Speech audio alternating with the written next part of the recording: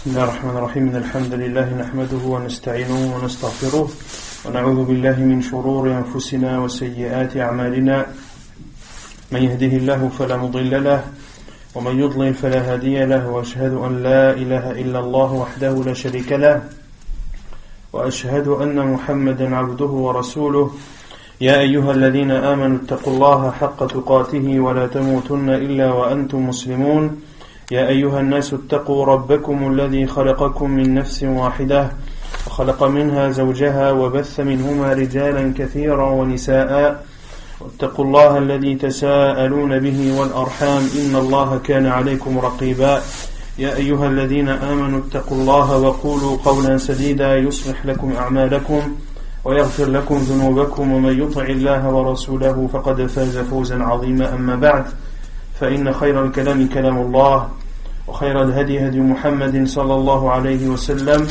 وشر الأمور محدثاتها وكل محدثة بدعة وكل بدعة ضلالة وكل ضلالة في النار أما بعد. Nous continuons l'explication du livre Al-Wajih fi Fiqh Sunnati wal Kitab al-Aziz, toujours dans le chapitre des nourritures. Donc durant le cours dernier, on avait traité du chapitre de ce qui est autorisé comme chose interdite pendant des cas extrêmes ou dans la contrainte. Qu'est-ce qu'on avait dit à ce sujet? À partir de quand est-il autorisé de manger des choses qui à la base sont interdites? Non? Si on craint de mourir, si on craint de mourir, qu'est-ce qu'il nous est autorisé de faire? De manger ou de boire des choses interdites. Taïb. Parmi les choses interdites, par exemple, qu'est-ce qu'il est autorisé de manger? La chair de porc. Comme ça, un là. La bête morte. Salam. Et également, la bête dont le nom d'Allah n'a pas été prononcé, toutes les bêtes qui ont été citées dans Surat Al-Ma'idah, celle qu'on a vue. Le verset dans Surat Al-Ma'idah où Allah subhanahu wa ta'ala a interdit de consommer la viande de celle qui est étranglée, de celle qui est étouffée, de celle qui tombe. Al-waqudatu wal-mutaraddiyatu wal-natihatu wa ma akala as-sab'u, et celles qui ont été dévorées par les bêtes féroces. Donc toutes les sortes de bêtes qui nous sont interdites à la consommation, qu'Allah subhanahu wa ta'ala a décrit et a défini dans Surat Al-Ma'idah. Taïb, qu'est-ce qu'il est autorisé de faire exactement? Est-ce que l'on peut manger ce que l'on veut, ou est-ce que l'on mange la quantité qui nous suffit? Est-ce qu'on a le droit de prendre des provisions de cette chose interdite? Non? Ça dépend si la viande est mangeable ou pas. Non? Donc s'il est mangeable, on prend ce qui... Si on peut manger de quoi nous nourrir pour pas mourir. Et tout dépend si la nourriture qu'il y a en notre possession périme rapidement ou pas. Si elle périme rapidement, on mange ce qu'il y a. Dans ce cas-là, il est autorisé de manger jusqu'à être rassasié.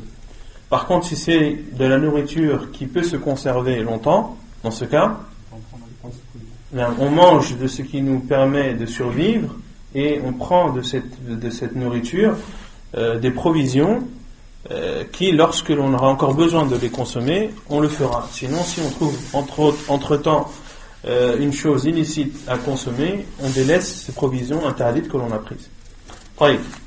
La règle, c'est que les choses interdites sont autorisées dans des cas extrêmes, mais que l'urgence doit être pesée et mesurée.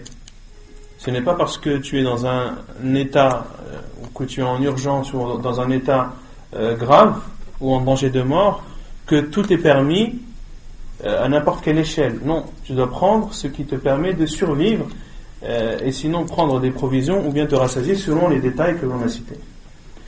Ensuite, on a parlé de al-zakat al-shar'iyya, le sacrifice religieux. Qu'est-ce que signifie al-zakat? Le sacrifice, qu'est-ce que ça signifie en langue arabe? Ça signifie at-tayyib, le bon. D'où le fait que lorsque tu égorges une bête, lorsque tu la sacrifies, elle devient bonne, c'est-à-dire bonne à la consommation. Et c'est le sacrifice qui rend cette bête bonne à la consommation. Et le fait qu'elle ne soit pas sacrifiée la rend interdite et impure. La rend interdite et impure.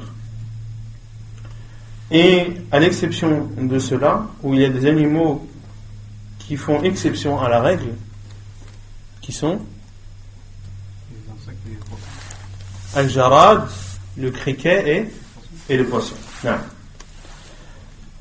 Ensuite, on avait vu le chapitre de celui ou celle dont le sacrifice ou l'égorgement est valide et autorisé.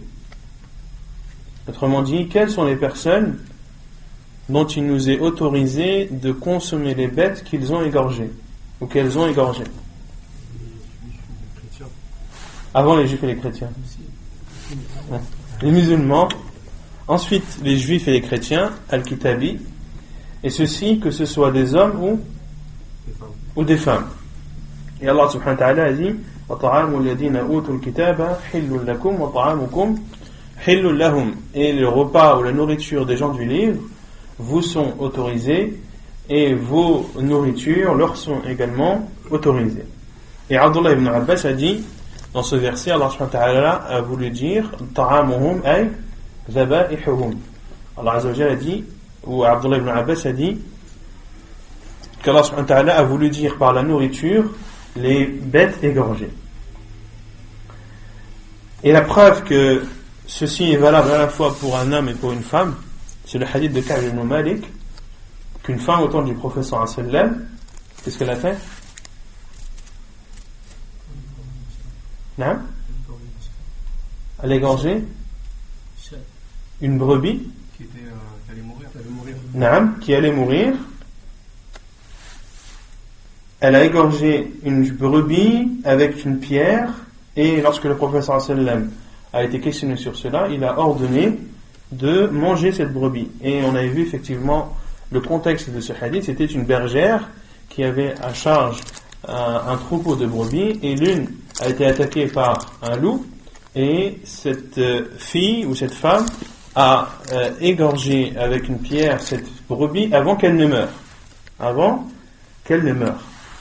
Et le prophète sallallahu alayhi wa sallam a autorisé de manger de ce sacrifice. Autrement dit, la femme a le droit également, elle, d'égorger.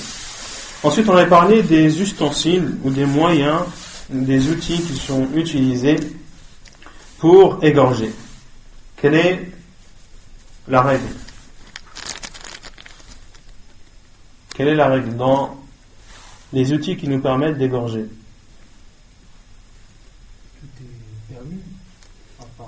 Tous les outils qui blessent sont autorisés, sauf deux choses: les ongles et les dents. Les ongles et les dents. Et dans le hadith de Ubada ibn Rifa'a, il dit, ou le professeur Hassan a donné l'explication de pourquoi est-ce qu'il est interdit d'égorger avec des ongles ou avec des dents. Les ongles, pourquoi? Une coutume des Habasha, ça?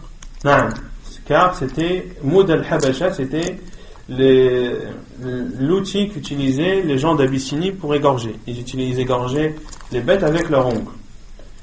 Wa amma al-'azmu wa amma al-dhufru wa amma al-sinnu, et quant aux dents, ce sont des os. Et quant aux dents, ce sont des os. Pourquoi est-ce qu'on n'a pas le droit d'égorger avec des dents? Ce sont des os. Et alors? Non? C'est la nourriture des djinns. Non, mais car c'est la nourriture de nos frères djinns. Car c'est la nourriture de nos frères djinns. Et le fait d'égorger avec une dent tacherait cet os, car la dent est considérée comme un os, tacherait cette dent de sang impur car le sang qui gicle lors de l'égorgement de la bête est un sang impur.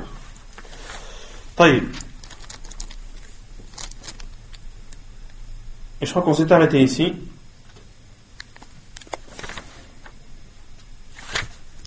طيب يقول المؤلف صفة الذبح الحيوان قسمان مقدور على ذكاته وغير مقدور فما قدر على ذكاته فذكاته في حلقه ولبته وما لم يقدر على ذكاته فذكاته عقره حيث قدر عليه. عن ابن عباس قال الذكاة في الحلق واللبة. وقال ابن عمر وابن عباس وأنس إذا قطع الرأس فلا بأس. وعن رافع بن خديج قال قلت يا رسول الله إنا لاقوا العدو غدا وليست معنا مدى فقال أعجل أو أرني ما أنهر الدم وذكر اسم الله فكل ليس السن والظفر وسأحدثك أما السن فعظم وأما الظفر فمدى الحبشة وأصبنا نهب إبل وغنم فندى منها بعير فرماه رجل بسهم فحبسه فقال رسول الله صلى الله عليه وسلم إن لهذه الإبل أوابد كأوابد الوحش فإذا غلبكم منها شيء فافعلوا به هكذا. حديث صحيح رواه ابن ماجه أو في صحيح الجامع. Comment égorger? La description de l'égorgement. Les animaux sont de deux sortes. Il y a des animaux qu'il est possible d'égorger, de sacrifier, et d'autres animaux qu'il n'est pas possible. Ceux dont il est possible d'égorger, alors l'égorgement doit se faire au niveau de la gorge et des veines jugulaires. Et ceux, c'est-à-dire parmi les animaux qu'il ne nous est pas autorisé d'égorger ou que nous ne pouvons pas égorger, alors son sacrifice est le fait de le planter dans l'endroit où cela est possible. Et selon Abdullah ibn Abbas, il dit al-zakatu fil halqi wal labbah. Abdullah ibn Abbas a dit le sacrifice a lieu au niveau de la gorge et des veines jugulaires. وقال عبد الله بن عمر وابن عباس وأنس et Abdullah ibn Umar ainsi qu'Abdullah ibn Abbas ainsi que Anas ibn Malik ont dit si la tête est coupée il n'y a pas de mal, c'est-à-dire si tu coupes directement la tête de l'animal il n'y a pas de mal à cela et la bête est licite à la consommation. Et selon Rafi' ibn Khadij il dit j'ai dit ô envoyé d'Allah nous allons rencontrer l'ennemi demain et nous n'avons pas avec nous de couteau.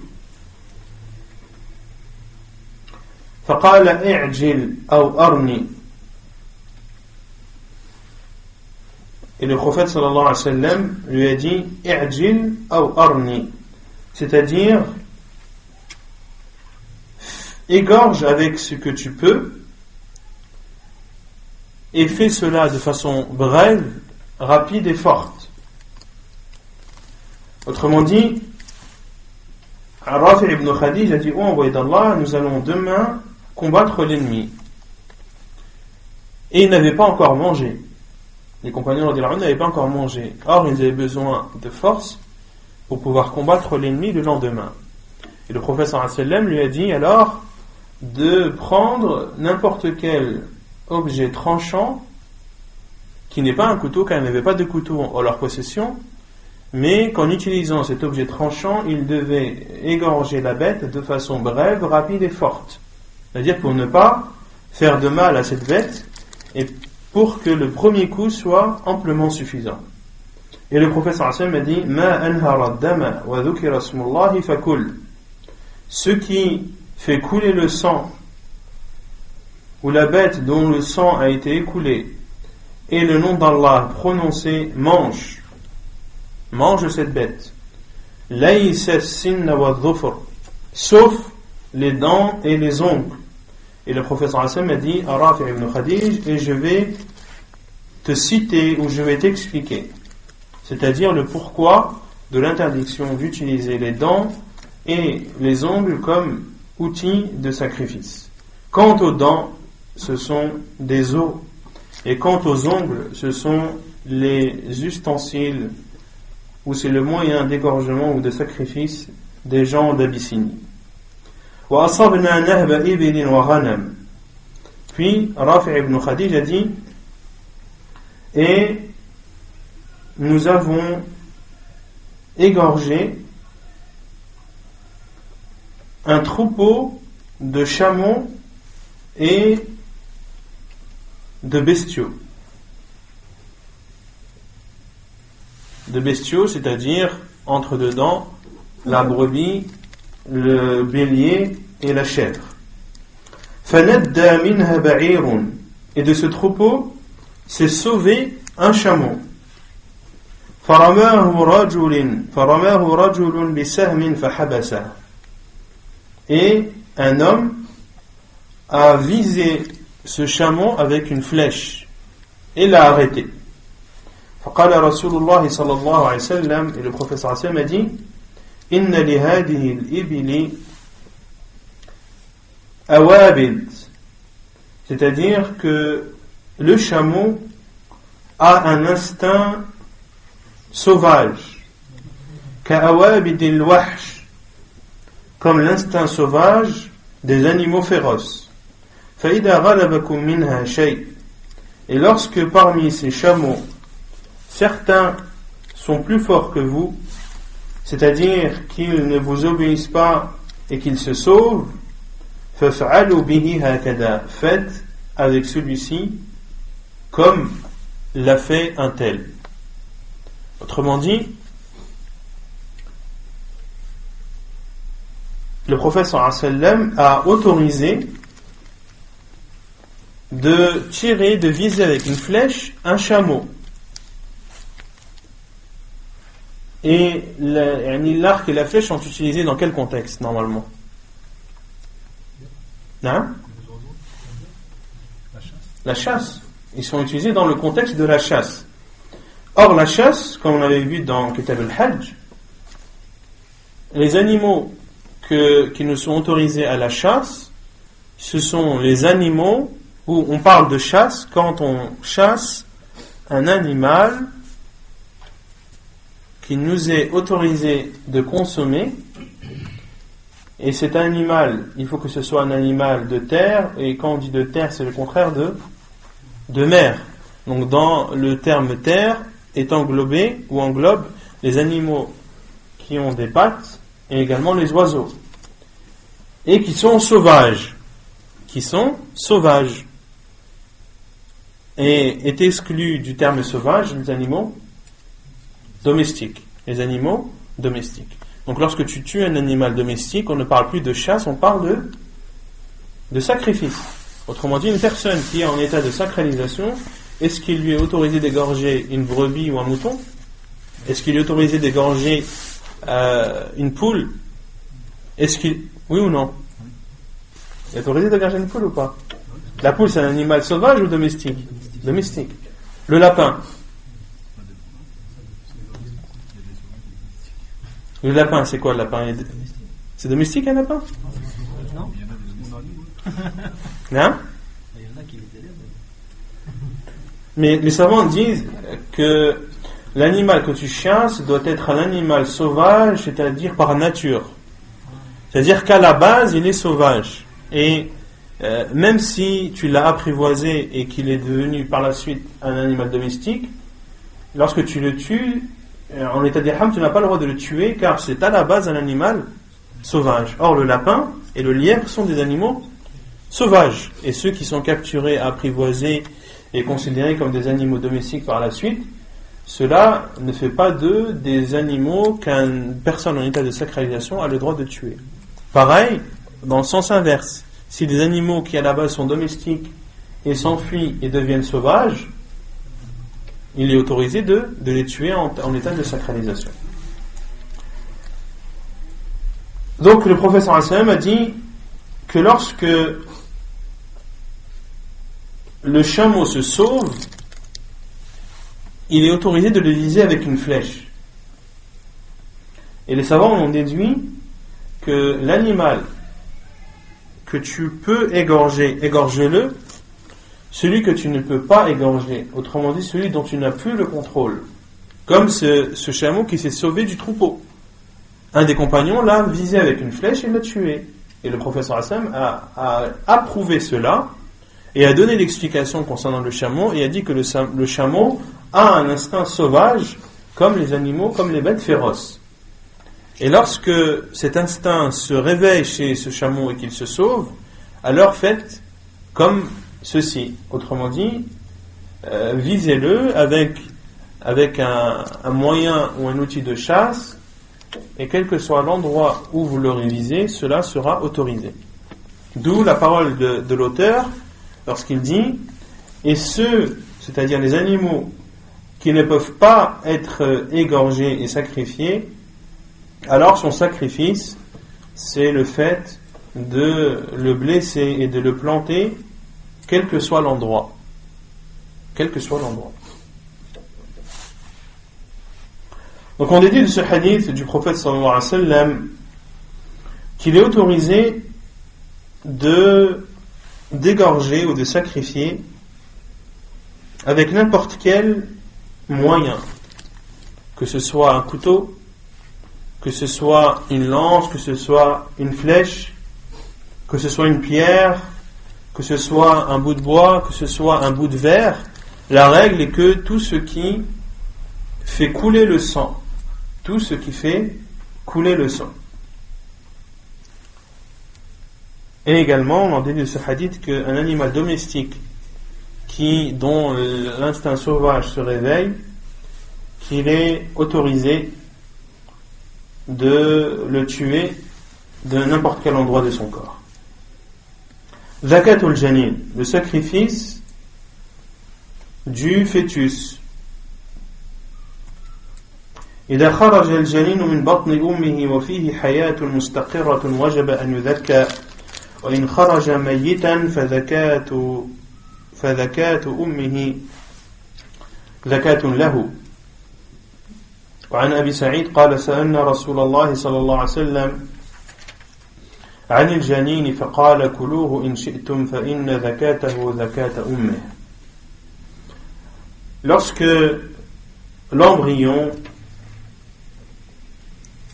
ou le fœtus sort du ventre de sa mère et qu'il est vivant, wajaba an yudhakka, il doit être sacrifié.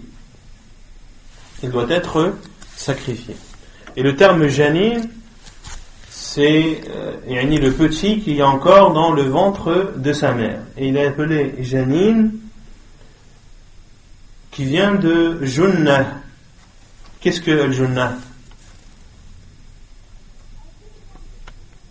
Al-junnah, c'est le bouclier qu'on se sert au combat. Et il est appelé ainsi car il est caché. D'où le terme également jinn. Pourquoi est-ce que l'on parle de jinn? Parce que c'est un monde invisible qui est caché et que l'on ne voit pas. C'est pour ça qu'Allah subhanahu wa ta'ala a dit innahu yarakum huwa wa qabiluhu min haythu la tarawnahum. Il vous voit, c'est-à-dire le diable et ses partisans. Innahu yarakum huwa wa qabiluhu, lui et ses partisans, alors que vous ne les voyez pas. Et lorsqu'il sort du ventre de sa mère mort, alors le sacrifice de sa mère est considéré comme son sacrifice à lui. Alors le sacrifice de sa mère est considéré comme son sacrifice à lui. Autrement dit, lorsque une brebis est sacrifiée, égorgée, et que sort de son ventre un petit qui est encore vivant, il doit être sacrifié. Et s'il sort mort, est-ce qu'on a le droit de le consommer? Là, on parle du contexte où sa mère est sacrifiée. Oui, car le sacrifice de sa mère est un sacrifice pour elle. La monnaie, c'est s'il sort. s'il sort. Non, s'il sort. De toute façon, on est obligé de sortir. Ouais. Soit il sort comme ça, ou soit c'est en dépeçant la bête qu'à un moment tu vas arriver à ouvrir le ventre. وعن أبي سعيد, et la preuve c'est le hadith d'Abi Sa'id radiallahu anhu qui dit: nous avons questionné le prophète sallallahu alayhi wa sallam sur le fœtus animal. Il a dit: kuluhu in shi'tum, mangez-le si vous voulez, fa inna zakatahu zakata ummih, car son sacrifice c'est le sacrifice de sa mère. Et les savants sont d'accord sur cela, sauf l'imam Abu Hanifa rahimahullah ta'ala qui dit que comment dire, que dans le hadith du prophète sallallahu alayhi wa sallam, le prophète sallallahu alayhi wa sallam voulait dire qu'il doit être sacrifié comme a été sacrifié sa mère. Et les savants ont répondu, ont dit que cette explication n'avait pas de sens. Pourquoi? Car elle n'apportait rien du tout comme information. Le prophète sallallahu alayhi wa sallam a dit: فَإِنَّ ذَكَاتَهُ ذَكَاتَ أُمِّهِ, son sacrifice c'est le sacrifice de sa mère. Et le prophète sallallahu alayhi wa sallam, s'il avait dit qu'il doit être sacrifié comme a été sacrifié sa mère, c'est quelque chose qui n'apporte pas d'information. C'est comme quelqu'un qui dit le ciel est au-dessus de nous et la terre en dessous. Qu'est-ce que t'as apporté celui qui te dit que le ciel est au-dessus de ta tête? Tout le monde le sait, que le ciel est au-dessus de nos têtes et que la terre est en dessous de nos pieds. Donc le prophète sallallahu alayhi wa sallam, s'il a dit cela, c'est pour nous donner une information. Et cette information justement, c'est que le sacrifice de la mère est considéré comme un sacrifice pour le fœtus. Ensuite, l'auteur parle du chapitre du nom d'Allah, de la tasmiyah au moment du sacrifice. التسمية على الذبيحة شرط في حلها فمن تركها عامدا لم تحل ذبيحته. قال تعالى: فكلوا مما ذكر اسم الله عليه إن كنتم بآياته مؤمنين. وقال تعالى: ولا تأكلوا مما لم يذكر اسم الله عليه وإنه لفسق وإن الشياطين ليوحون إلى أوليائهم ليجادلوكم وإن أطعتموهم إنكم لمشركون. وعن رافع بن خديج أن النبي صلى الله عليه وسلم قال له: ما أنهر الدم وذكر اسم الله فكل. حديث سبق وهو حديث صحيح. Donc le fait de prononcer le nom d'Allah au moment du sacrifice est une condition pour que cette bête soit autorisée à la consommation.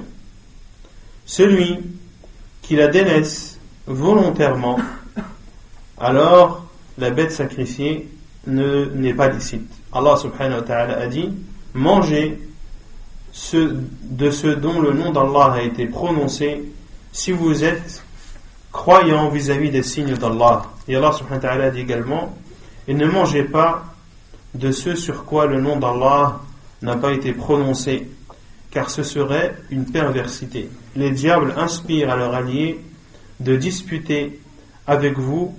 Si vous leur obéissez, vous deviendrez certes des associateurs. Donc ici, les versets sont clairs et l'ordre d'Allah Azza wa Jal est évident, à savoir que l'on doit consommer la bête dont le nom d'Allah subhanahu wa ta'ala a été prononcé. Et l'auteur a dit: et celui qui la délaisse volontairement, la bête n'est pas autorisée. Et d'autres savants sont partis plus loin en disant que même si il n'a pas prononcé le nom d'Allah par oubli, que cette bête n'était pas autorisée, car une condition ne peut être compensée par un oubli. Car une condition ne peut être compensée par un oubli. On avait vu ce point lors du dernier cours. Et quant à la parole d'Allah Azza wa Jal, Rabbana la tu'akhidna in nasina wa akhta'na, où Allah ne nous prend pas lorsque l'on fait une erreur ou un oubli. Qu'est-ce qu'on avait dit sur ce verset?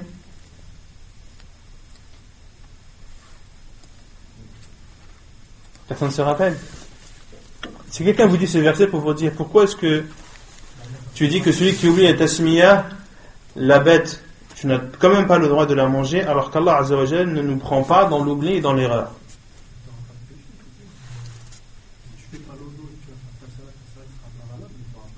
Ahsant. Donc le sens du verset, c'est que Allah Azza wa Jal ne te prendra pas sur cet oubli, c'est-à-dire que tu n'auras pas commis un péché en égorgeant une bête, en ayant oublié de prononcer le nom d'Allah, comme tu n'auras pas commis un péché en ayant accompli ta prière après avoir oublié de faire tes ablutions. Mais l'oubli d'avoir fait les ablutions, est-ce que cela fait en sorte que la prière reste valide ou tu dois la recommencer? Non. Une personne qui a prié sans ses ablutions, qui a délaissé ses ablutions volontairement, sa prière n'est pas acceptée, mais en plus de cela, il a fait un péché qui est de prier volontairement sans avoir les ablutions. Mais quant à la personne qui a oublié de faire ses ablutions et qui a prié dans cet état, il n'aura pas de péché à avoir prié sans les ablutions, mais il devra recommencer sa prière. Il devra recommencer sa prière. Et celui qui prie avec une impureté sur ses vêtements, il a oublié qu'il avait une impureté dans ses vêtements, il a prié. Il se rend compte pendant le moment où il prie, il enlève. Il s'en est rendu compte après. Hein? Pourquoi elle est valable? Dans ce cas, elle n'est pas valable quand il oublie le wudu. La prière n'est pas valable. Hein? Alors comment sa prière a changé ça? Qui connaît la réponse? Non, le prophète sallam, Jibril est venu à lui pendant qu'il priait, lui informant qu'il y avait une impureté dans ses sandales. Ensuite, oui. Non, et le prophète sallam a enlevé ses sandales dans lesquelles il y avait une impureté et a continué sa prière. Autrement dit, il a considéré la prière passée en ayant ses sandales comme étant valide. Et les savants ont déduit de ce hadith qu'il faut différencier entre une personne qui prie avec une impureté dans ses vêtements et une personne qui prie sans ses ablutions. Ce sont deux sujets différents.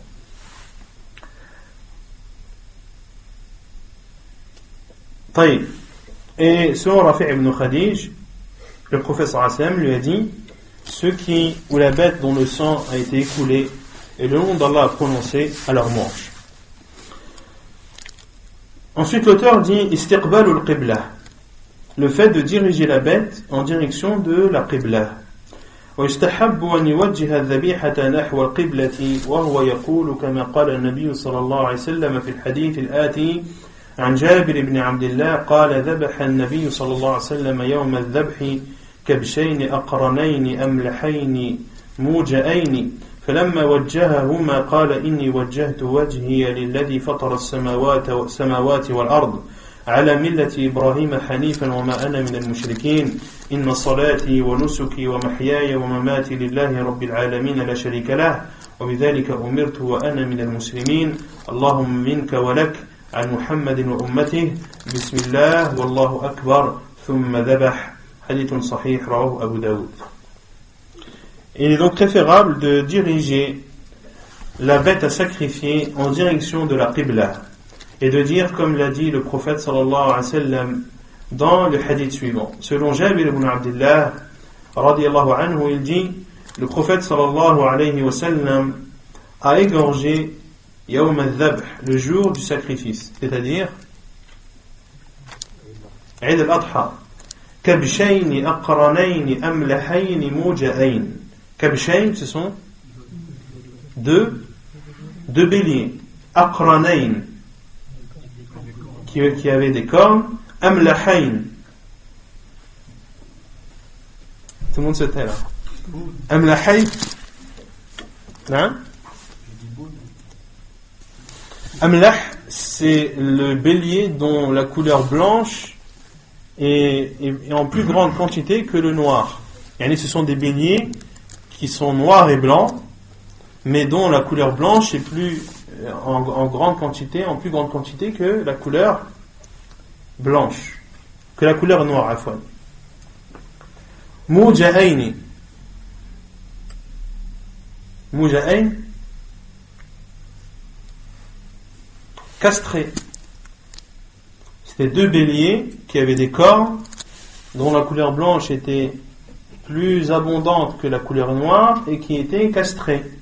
Et les savants ont donc déduit de ce hadith qu'il était autorisé de consommer un animal castré, car certains savants l'ont interdit en disant que c'est un animal qui a des membres en moins, donc il était déconseillé, voire interdit de les manger. Or les savants ont dit non, ce hadith du prophète sallallahu alayhi wa sallam est clair, et certains rapportent même la vertu de consommer des béliers castrés, car la viande est plus tendre.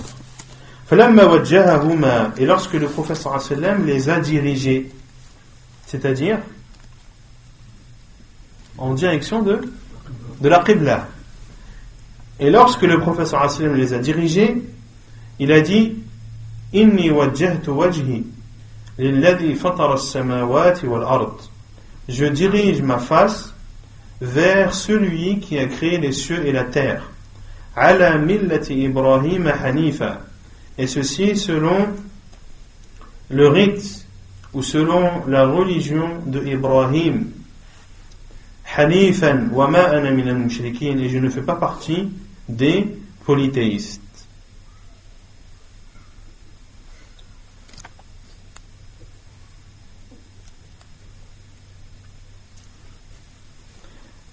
Que voulait dire le prophète sallallahu alayhi wa sallam et selon la religion de Ibrahim?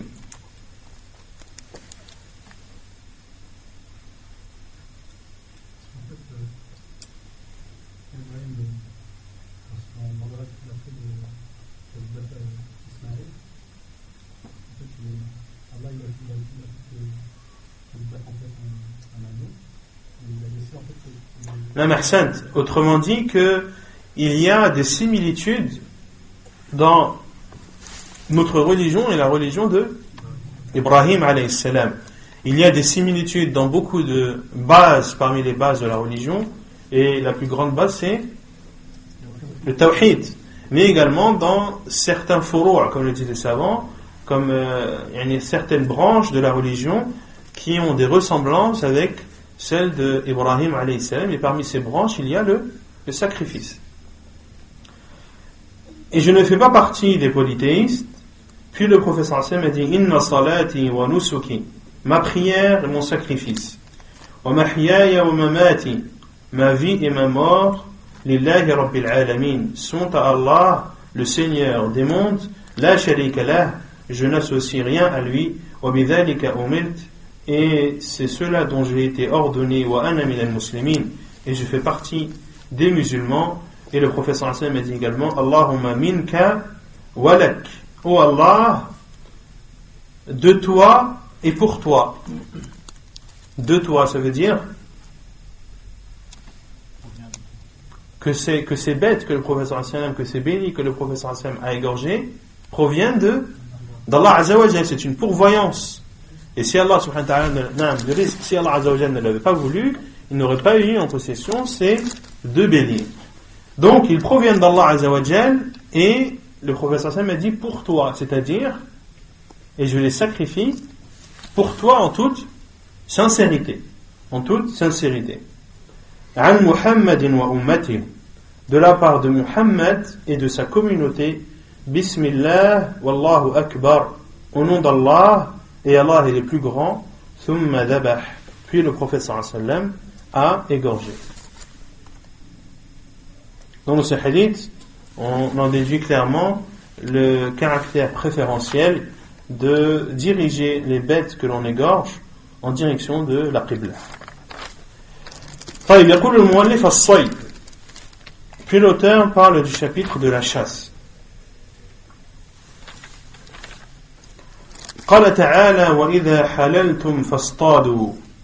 وقال تعالى يسألونك ماذا أحل لهم قل أحل لكم الطيبات وما علمتم من الجوارح مكلبين تعلمونهن مما علمكم الله فكلوا مما أمسكنا عليكم واذكروا اسم الله عليه وصيد البحر جائز في كل حال وكذلك صيد البر إلا في حالة الإحرام قال تعالى أحل لكم صيد البحر وطعامه متاعا لكم وللسيارة وحرم عليكم صيد البر ما دمتم حرما. Donc un sayd qui est la chasse. Et comme on l'a dit, la chasse concerne, comme le disent les savants, al-hayawan al-barr al-ma'koul al-mutawahhishu tab'a.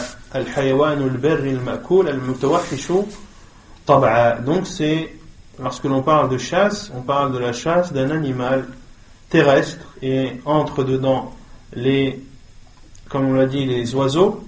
Donc terrestre est le contraire des animaux marins. Al-ma'koul, c'est-à-dire qui se mangent.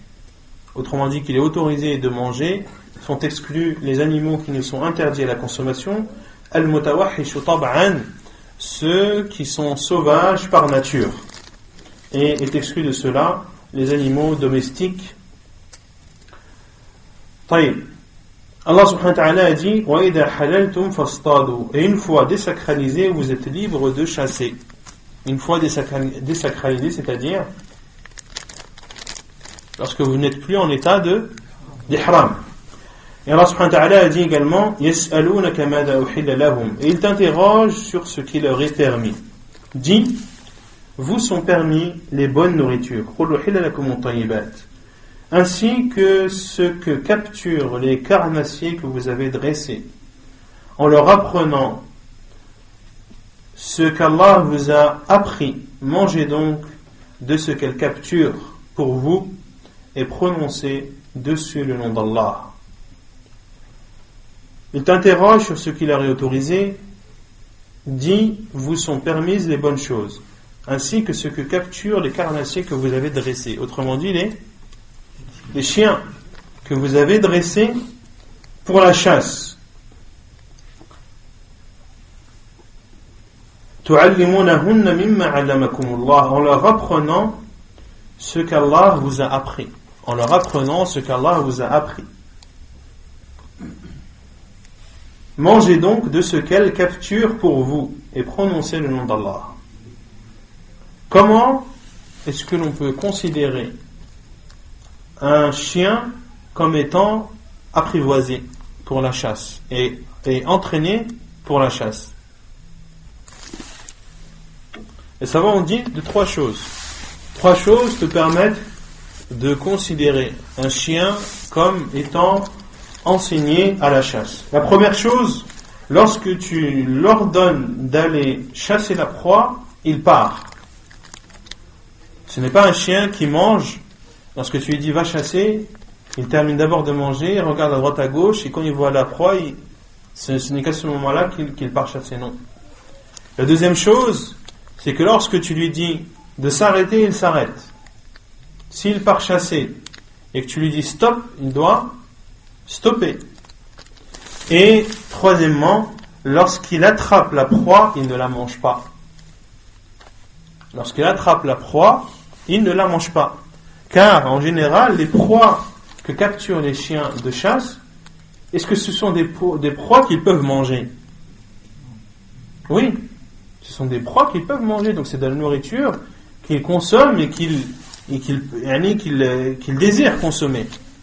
Et c'est justement la particularité du chien de chasse, c'est qu'il ne doit pas manger de la proie qu'il capture. Car comme on le verra plus tard, s'il mange de la proie qu'il a capturée, il nous est interdit de manger cette proie. Il nous est interdit de manger cette proie, comme l'a dit le prophète sallallahu alayhi wa sallam, dans le hadith que l'on verra plus tard, car ce chien n'a pas capturé la proie pour toi, mais il l'a capturée pour lui. Et Allah subhanahu wa ta'ala a dit وَمَا عَلَّمْتُ مِنَ الْجَوَارِحِ فَكُلُوا مِمَّا أَمْسَكْنَا عَلَيْكُمْ, mangez de ce qu'elles ont capturé pour vous et non pas pour elles. Et l'auteur dit, et la chasse marine est autorisée en toutes circonstances. C'est-à-dire, quel que soit l'animal marin que tu chasses, et quel que soit ton état, que tu sois en état de sacralisation ou non. وَكَذَلِكَ صَيْدُ الْبَرِّ, et également la chasse terrestre, sauf en état de sacralisation. Allah subhanahu wa ta'ala a dit: la chasse en mer vous est permis, et aussi d'en manger. Et aussi d'en manger pour votre jouissance et celle des voyageurs. Et vous est illicite, c'est-à-dire interdit, la chasse terrestre, tant que vous êtes en état d'ihram, tant que vous êtes en état de sacralisation. Puis l'auteur dit: Man yahillu saydu. Quels sont les animaux qui nous ont autorisé à la chasse? Yahillu saydu man tahillu dhabihatuh. Il est autorisé de chasser les animaux qui nous est autorisé de sacrifier. Alatu sayd, les moyens utilisés pour la chasse. الصيد قد يكون بالسلاح الجارح كالسيف والسكين والسهم وقد يكون بالجوارح. قال تعالى: يا أيها الذين آمنوا ليبلونكم الله بشيء من الصيد تناله أيديكم ورماحكم. وقال تعالى: وما علمتم من الجوارح مكلبين تعلمونهن مما علمكم الله فكلوا مما أمسكن عليكم. ويشترط في الصيد بالسلاح أن يخرق جسم الصيد وينفذ فيه. ويشترط في الصيد بالجوارح أن تكون معلمة وأن لا تأكل من الصيد وأن لا يجد معها غيرها. Donc la chasse peut être faite avec des armes tranchantes comme l'épée, comme le couteau et la flèche, mais elle peut aussi avoir lieu en utilisant des carnassiers, autrement dit des chiens de chasse. Allah subhanahu wa ta'ala a dit: ô vous qui avez cru, Allah va certainement vous éprouver par quelques gibiers à la portée de vos mains et de vos lances. Allah subhanahu wa ta'ala a dit: ô vous qui avez cru, Allah va certainement vous éprouver par quelques gibiers à la portée de vos mains et de vos lances. Comment est-ce qu'Allah Azza wa Jal va éprouver ces serviteurs dont il a parlé ici?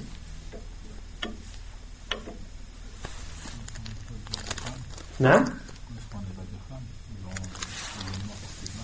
Quand ils seront en état d'ihram, c'est un cas effectivement, mais c'est aussi lorsqu'ils sont en terre sacrée. Car on avait vu qu'il était interdit de chasser dans la terre sacrée de la Mecque et de Médine. Et pourquoi est-ce qu'Allah Azza wa Jalla l'éprouve? Et pour connaître le pourquoi, il faut terminer le verset: Ya ayyuhalladhina amanu la yabluwannakum Allahu bishay'in min as-sayd tanaluhu aydikum wa rimahukum liya'lama Allahu man yakhafuhu bil ghayb faman i'tada ba'da dhalika falahu 'adhabun alim. Afin qu'Allah sache ceux, ou afin qu'Allah connaisse ceux qui le craignent dans l'invisible. Qu'est-ce que ça veut dire dans l'invisible? Non. Pour qu'Allah sache ceux qui le craignent lorsqu'ils ne sont vus de personne. Lorsqu'ils ne sont vus de personne. Car la plupart des musulmans craignent Allah subhanahu wa ta'ala quand ils savent que les gens les regardent. Ils ont la base de la crainte d'Allah Azza wa Jal, mais motive cette crainte aussi les yeux des gens et la peur des réprimandes et d'avoir une mauvaise réputation ou que les gens parlent sur lui. Et la vraie crainte d'Allah subhanahu wa ta'ala se manifeste lorsque la personne est à l'abri des regards. Lorsque la personne est à l'abri des regards, c'est là où elle peut véritablement mesurer sa crainte vis-à-vis d'Allah subhanahu wa ta'ala. Et Allah Azza wa Jal a dit, donc ceci, qu'est-ce qu'on déduit de ce hadith, de ce verset, afin, qui sont à la portée de vos mains et de vos lances. De vos mains, c'est-à-dire, ça peut être soit avec un couteau, une épée, de vos lances, ça peut être des lances et des flèches. Et en général, les savants ont dit que les animaux qui sont à portée de vos mains, ce sont les animaux terrestres, c'est-à-dire qui ont des pattes, et à la portée de vos lances, ce sont ceux qui volent sont les oiseaux qui nous est autorisé à la consommation. Et Allah Azza wa Jalla dit dans le second verset وَمَا عَلَّمْتُمْ مِنَ الْجَوَارِحِ, ainsi que ce que capturent les carnassiers que vous avez dressés. Après leur avoir appris ce qu'Allah vous a appris, en leur apprenant ce qu'Allah vous a appris, mangez donc de ce qu'elle capture pour vous. Donc il est autorisé d'utiliser comme moyen de chasse des animaux carnassiers. Et il y a comme condition dans la chasse avec les armes que la peau soit transpercée et que l'outil de chasse ou que le moyen de chasse soit planté dans l'animal et qu'il pénètre l'animal. Autrement dit, il faut que le coup que tu portes transperce la peau et entre dans le corps de l'animal. Si tu lances, par exemple, une flèche et que l'animal est tué par cette flèche et est sur le côté de cette flèche et non pas la pointe de la flèche, comment est-ce qu'est considérée cette bête? Et si elle est morte de ce coup, elle fait partie de l'mawqouda.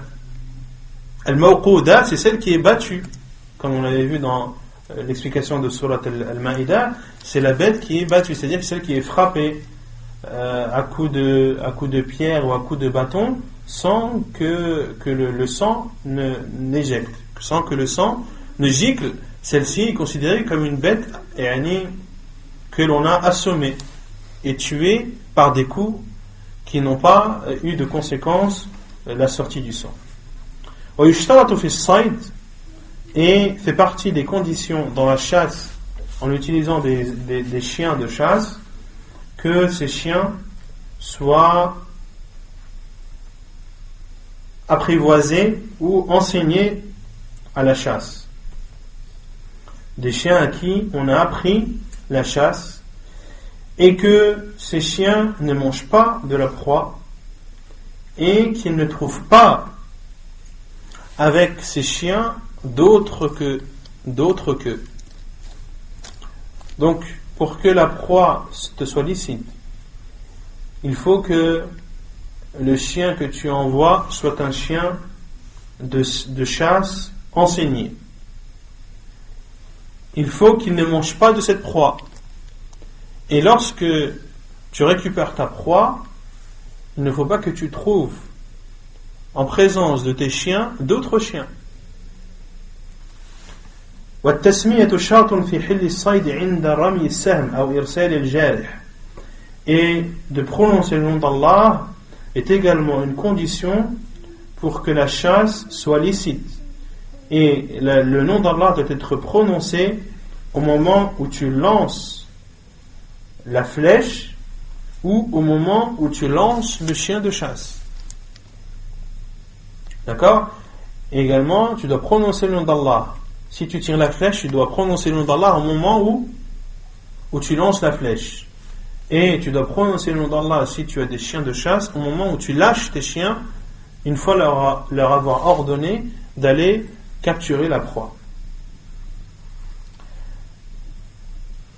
عن عدي بن حاتم رضي الله عنه قال سألت رسول الله صلى الله عليه وسلم عن المعراض فقال إذا أصبت بحده فكل فإذا أصاب بعرضه فقتل فإنه وقيذ فلا تأكل فقلت أرسل كلبي قال إذا أرسلت كلبك وسميت فكل قلت فإن أكل قال فلا تأكل فإنه لم يمسك عليك وإنما أمسك على نفسه قلت أرسل كلبي فأجد معه كلبا آخر قال لا تأكل فإنك إنما سميت على كلبك ولم تسمي على الآخر حديث متفق عليه رواه البخاري ومسلم. Et selon Adi ibn Hatim radiyallahu anhu, et Adi ibn Hatim c'est le compagnon radiallahu anhu qui est le plus rapporté dans le chapitre de la chasse. Il dit: j'ai questionné le prophète sallallahu alayhi wa sallam concernant al-mi'rab. Et al-mi'rab, c'est une sorte de lance en bois lourd dont le bout est aiguisé, mais reste toujours du bois. Et c'est une lance entièrement en bois. Et le corps de la lance est fait de bois lourd et le bout est taillé mais reste en bois. Il a questionné le prophète sallallahu alayhi wa sallam concernant al-mi'rab, concernant ce type de lance. Et il a dit, c'est-à-dire le prophète sallallahu alayhi wa sallam: Ida asabta bihaddihi fakul. Si tu as eu ou si tu as touché l'animal avec le côté aiguisé de cette lance, alors mange. فَإِذَا أَصَابَ بِعَرْضِهِ فَقَتَلَ فَإِنَّهُ وَقِيدٌ. Mais si tu as touché l'animal avec le côté de cette lance et que tu as tué et que l'animal est mort de ce coup, فَإِنَّهُ وَقِيدٌ. فَإِنَّهُ وَقِيدٌ. Alors cet animal est considéré comme un animal tué par un coup. Et al-waqid qui vient d'où le terme de al-mawquda qu'Allah Azza wa Jalla a cité. C'est la bête qui est tuée après avoir reçu des coups de pierre ou des coups de bâton. Autrement dit, elle est autorisée, elle est interdite, et pour cela que le prophète sallallahu alayhi wa sallam a dit: fala ta'kul, ne mange pas de cet animal. Faqultu, et Adi ibn Abi Hatim a dit: et si j'envoie mon chien? Le prophète sallallahu alayhi wa sallam a dit: si tu envoies ton chien et que tu prononces le nom d'Allah, alors mange. Puis Adi ibn Hatim a dit: et si il en mange, c'est-à-dire si mon chien mange de la proie qu'il a capturée?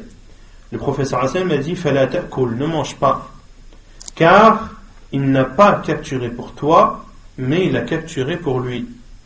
Et j'ai dit, c'est-à-dire Adi ibn Hatim, j'envoie mon chien et je trouve avec lui d'autres chiens. Et le prophète sallallahu alayhi wa sallam a dit: la ta'kul, ne mange pas, car tu as prononcé le nom d'Allah sur ton chien et tu ne l'as pas prononcé sur les autres. Et tu ne l'as pas prononcé sur les autres. Et les savants ont dit, concernant ce dernier point, que tu ne manges pas lorsque tu as un doute. Lorsque tu as un doute, c'est-à-dire que tu ne sais pas si c'est ton chien qui a capturé la proie ou si c'est un autre. Si tu as un doute, alors ne mange pas, car tu as prononcé le nom d'Allah sur le tien et non pas sur l'autre. Par contre, si tu es persuadé que c'est ton chien qui l'a capturé et que tu l'as vu le capturer et qu'en arrivant sur place, tu constates qu'il y a d'autres chiens en sa présence, à partir du moment où tu es persuadé que c'est ton chien qui l'a capturé et non pas les autres, et que par exemple les autres essayent ou tentent de voler la proie à ton chien sans l'avoir touché, alors il t'est autorisé de la consommer.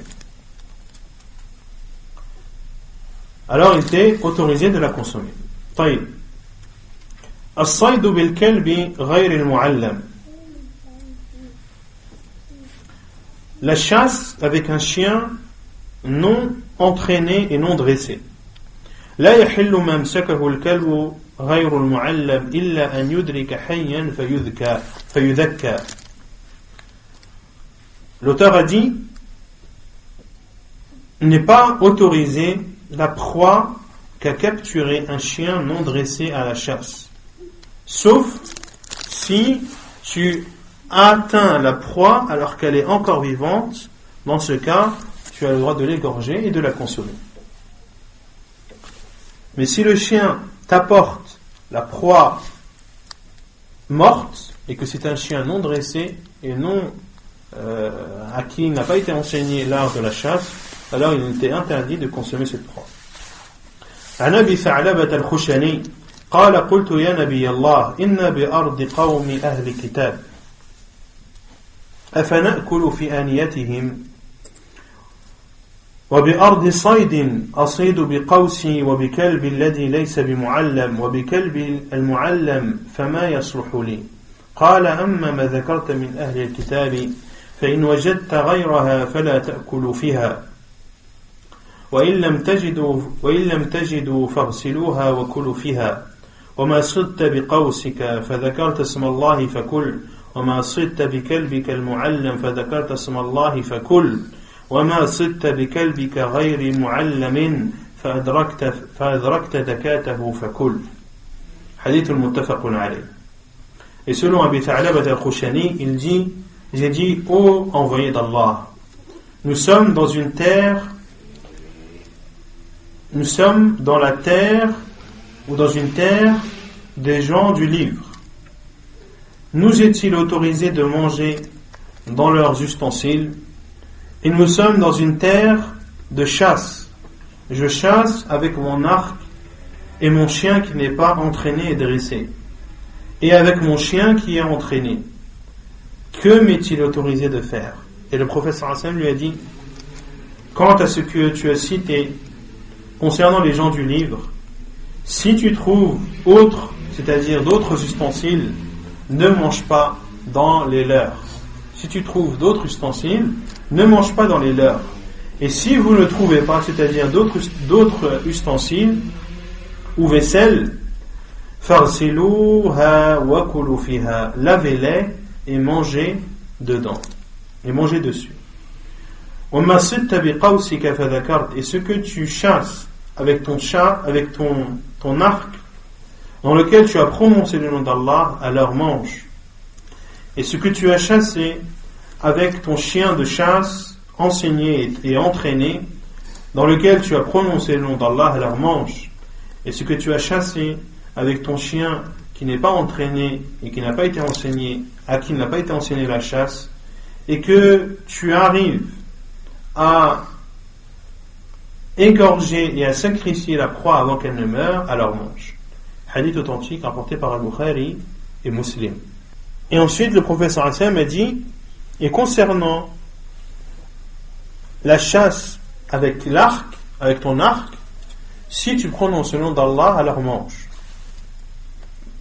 Et les savants disent que le nom d'Allah, tu dois le prononcer comme on l'a vu, au moment où tu lances la flèche, et non pas au moment où tu prends l'arc et où tu le prépares. Car certains pensent que quand tu prends l'arc, tu dis Bismillah, et que tu l'essuies, tu règles la corde, etc., et que tu tires, que cette chasse est autorisée, car en prenant l'arc pour la première fois, tu as dit Bismillah. Non.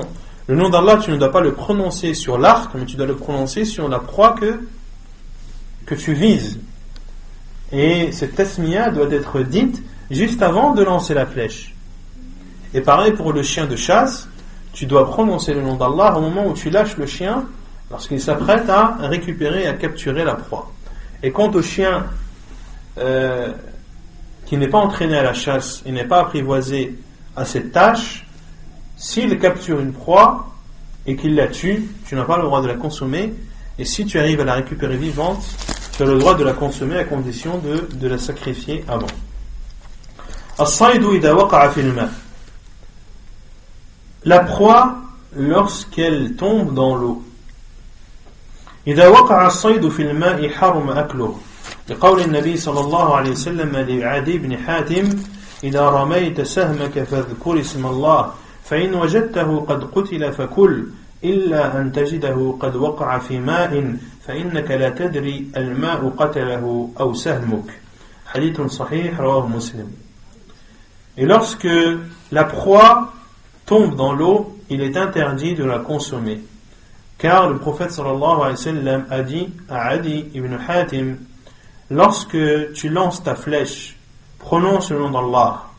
Si tu trouves la proie tuée, alors mange, sauf si tu la trouves dans l'eau, car tu ne sais pas est-ce l'eau qui l'a tuée ou bien ta flèche.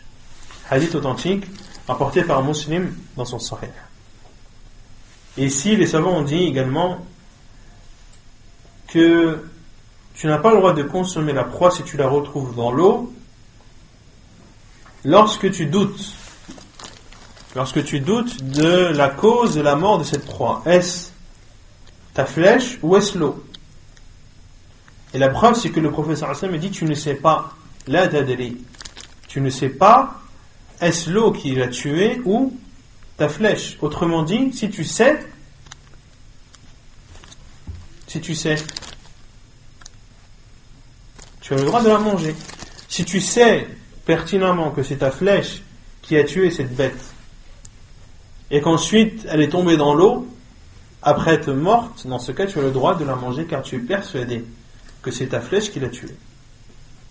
الصيد إذا غاب عنه يومين أو ثلاثة ثم وجده ومن رمى سهمه فأصاب ثم غاب عنه الصيد يومين أو ثلاثة ثم وجده فله أكله إذا لم ينتن.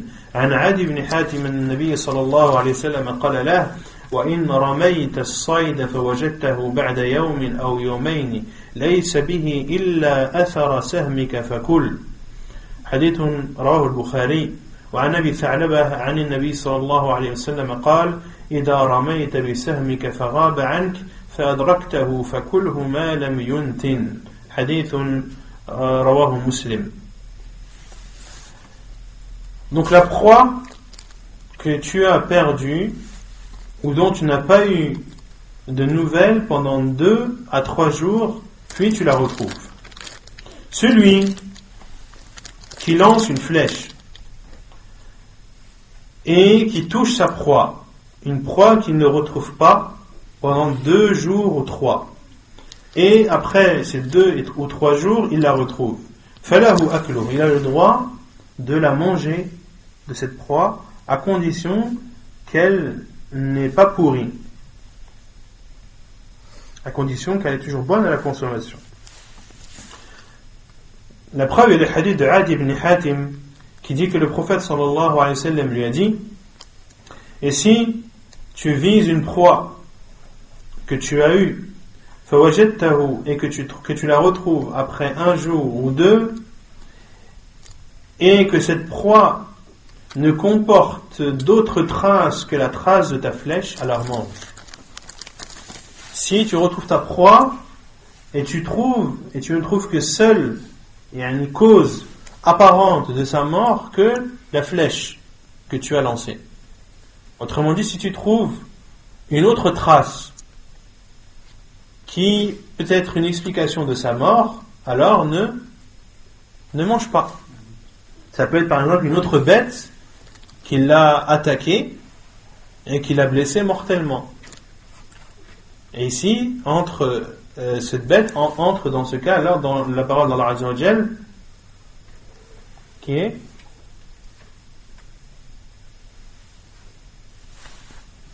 une bête qui a été mangée par une autre. وَمَا أَكَلَ